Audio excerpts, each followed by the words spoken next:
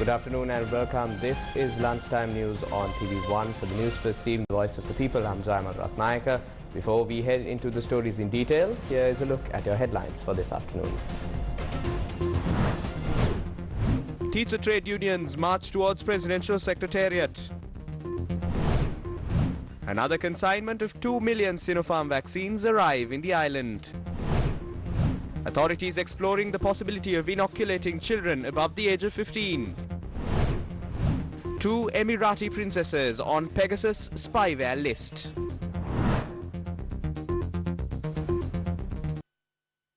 On to those stories in detail. A protest was held opposite the Fort railway station today based on multiple factors, including resolving salary anomalies of teachers and withdrawing the Kotalavala Defence University Bill.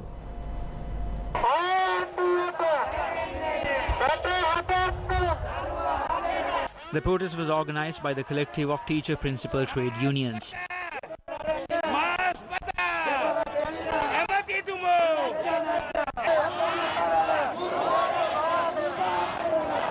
Around 30 trade unions in the education sector engaged in the protest. The protesters pointed out teachers have been severely inconvenienced for years owing to salary anomalies. Protesters also highlighted the risk of privatisation of education through the Kotalavala Defence University Bill.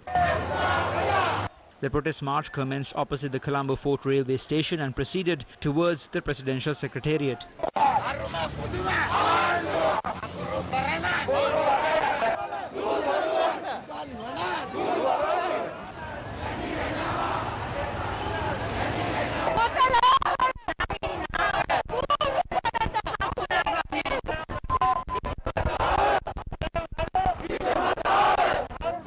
The group dispersed after handing over an epistle containing their demands to the presidential secretariat.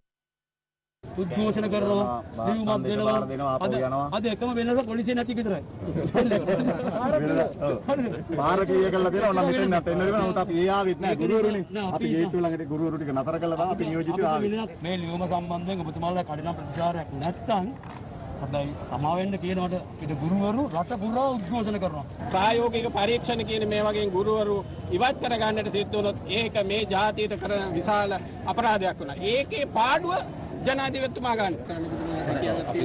ජනාධිපතිතුමා තාම නැහැනේ. ඒකතුමාට දුරකථනයෙන් යමතලා අපිට උත්තරයක් දෙන්න. සම්බන්ධීකරණයක් කරලා දෙන්න. මොකද මේ අද එන බව දන්නවනේ. අපි කල්ලාතෝ කියලා තිබුණා අද එන බව දන්නවා. මේක රහසක් නෙවෙයිනේ අපි දැන් දවස් කීපයක් තිස්සේ අද මේ එනවා කොළඹට එනවා සාමේ ජනාධිපති ලේකම්කාරට එනවා කියලා අපි ඊයේ නිවේදනය කරා. ඔන්ලයින් අධ්‍යාපනයේ ගුරු නවත්තලා දැන් දින 10කට වැඩි අදට. නමුත් අධ්‍යාපන It has been 10 days since the teachers decided to refrain from online teaching, but the Ministry of Education has not given a response. Following the appointment of G.L. Pevis as the Minister of Education, it took him 11 months to sit down and speak with us regarding the teachers' salary anomalies. Now he said by Monday he will submit a cabinet paper to solve this issue. We don't believe our issues will be solved through a cabinet paper. It is clearly written in the Vistas of Prosperity and Splendor National Policy Framework that salary anomalies of teachers and principals will be solved. They appoint incompetent ministers and are humiliating us. But today the teachers have shown their power across the country.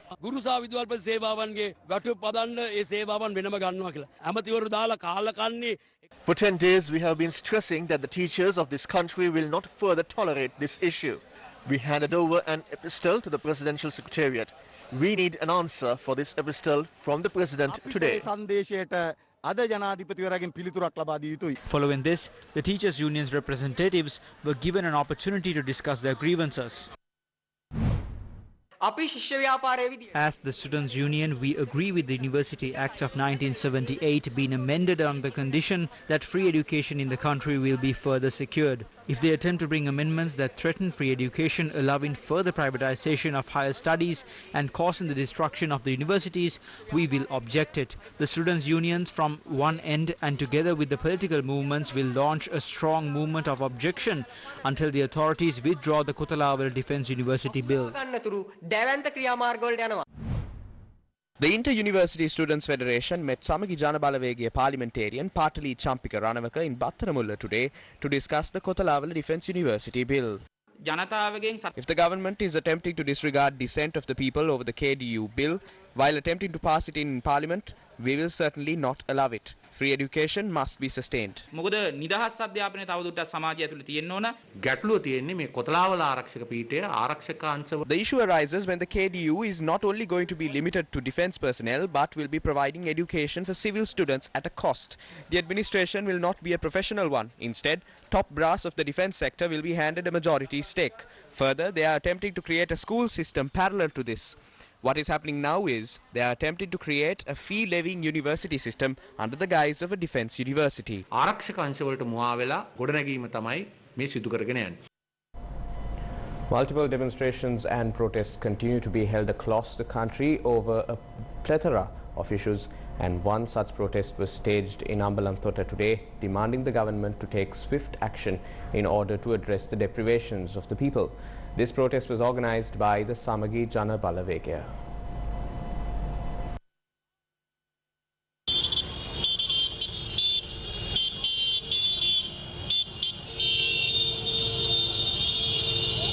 The protesters, who arrived in Ambalanthota in a vehicle procession, then engaged in a plea from the god of Kathragama against the conduct of the government.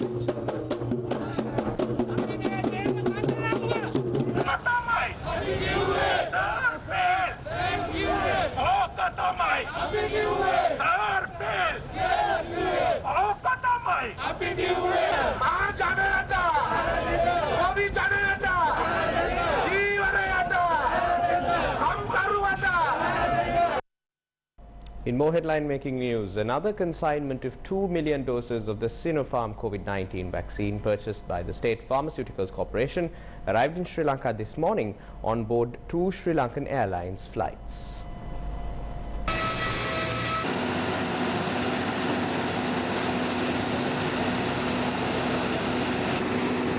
The vaccines were then transported to the Central Vaccine Storage in Colombo. State Minister of Production, Supply and Regulation of Pharmaceuticals, Professor Chana Jayasumana, elaborated on how the new consignment of Sinopharm vaccines will be distributed across the country. Sinopharm innat matra. The consignment of the 2 million doses of the Sinopharm vaccines will be distributed across the country. Accordingly, 400,000 vaccines will be allocated for the Kurunegala district, 275,000 vaccines for the Galle district, 200,000 vaccines each for the Matara, Ratnapura and Badulla districts, 100,000 vaccines each for the Putlam, Polonnaruwa, Nuwara, Ampara, Monragala and Batticaloa districts, and finally 125,000 vaccines for the Hambantota district. Meanwhile, State Minister of Primary Healthcare, Epidemics and COVID Disease Control, Dr. Sudarshini Fernandopulle, elaborated on the procedure of the vaccination drive in the country. She said the government is also exploring the possibility of inoculating children aged above 15 years. Residents of Varnala Kantale allege that the Ailadi area, which holds many ruins of great archaeological value, has been omitted by the Department of Archaeology when demarcating archaeological sites. A certain group has illegally encroached into this area for a considerable amount of time. After residents had aired their opposition against this illegal takeover, the Department of Archaeology had decided to place demarcation stones. However, residents point out authorities have only demarcated 1/3 of the 3-acre archaeological site. There is evidence that this area has been graced by Arahat Theros. The Department of Archaeology arrived and only managed to secure a small section of this area. We will show you the entire site. The site was this massive. By today, the site has been dozed and soil has been removed to be used for agriculture. They have demarcated the area, leaving out vital archaeological ruins. The department has even released contested lands. There is a conspiracy to capture more land here by a certain group. We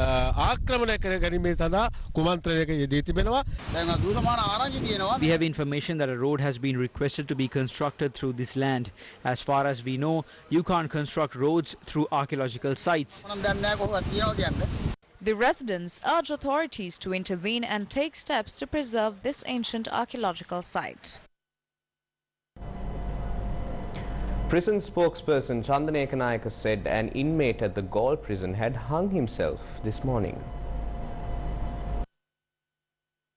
Prisons Commissioner and spokesperson Chandan Ekanayaka said the deceased inmate was a 50-year-old resident of Meetiyagoda.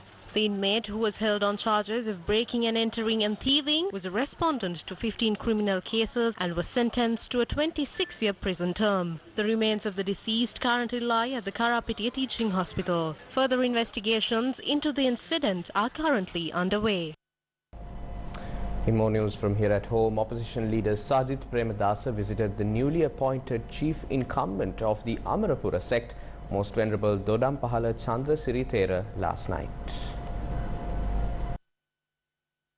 The opposition leader, who visited the Most Venerable Thero at the Rajagiriya Tapovana temple, discussed the crisis that has risen in the country.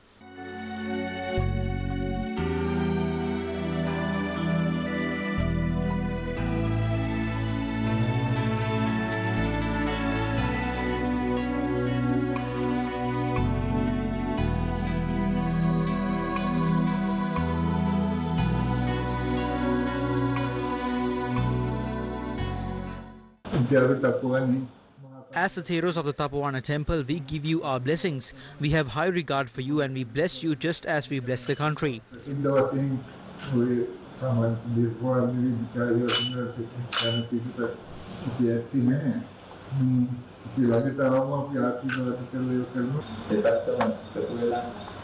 The country needs to have concrete national policies. They can't change policies like this.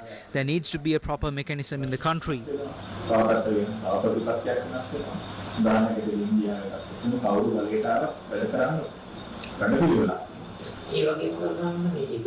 The members of the government need to be united. There is a division between the ministers. They are only held together for benefits. They need to unite for the country.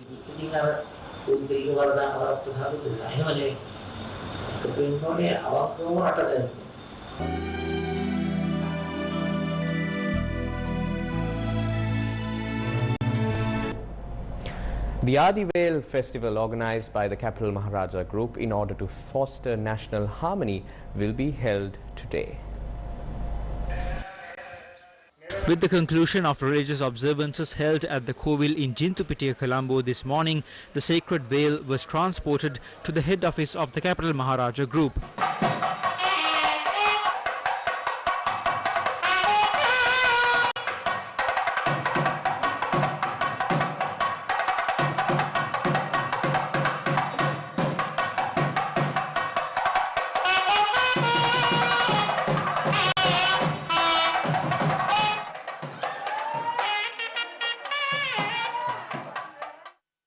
The veil is considered a divine javelin used by the god of Katharagama to defeat evil opponents.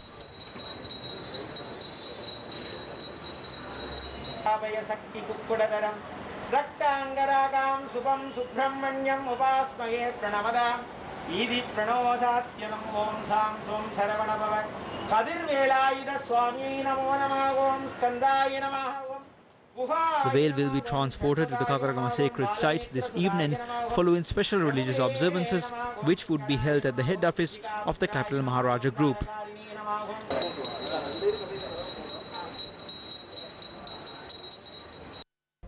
Shrimp farmers have been severely affected due to the government's refusal to issue letters of credit. Shrimp farming is one of the main sources of foreign revenue to the country. The shrimp farming industry, conducted through immense investments by the fishing community, is now declining.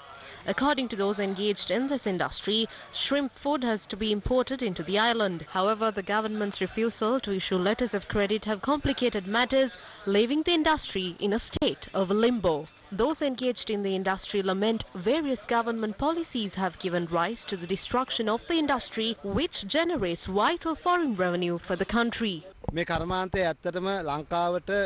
is an industry that can source foreign revenue into the country in a short period of time.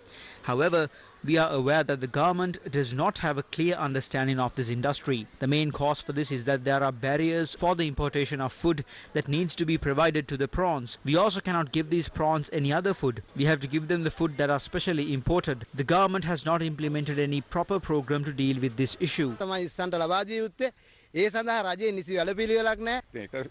Importing one or two stocks is not sufficient at all. The government must establish a proper program to open LCs and allow the state banks and private banks to carry out the process. If this industry also declines, then the economic state of this country will further deteriorate. Farmers in central Sri Lanka are facing severe hardships due to the non-receipt of fertilizer in a timely manner. Vegetable cultivation is the lifeblood of over 1,000 farmers in Pitapola, Valimata. Farmers in the area are accustomed to cultivating vegetables such as carrots, leeks, tomatoes, cabbage and potatoes. Farming communities lament they have been unable to reap a desirable harvest due to the lack of fertilizer and pesticides. Speaking with experience, these plants must have borne fruits after 3 months of its planting. These plants need a continuous supply of fertilizer because the moisture here is insufficient.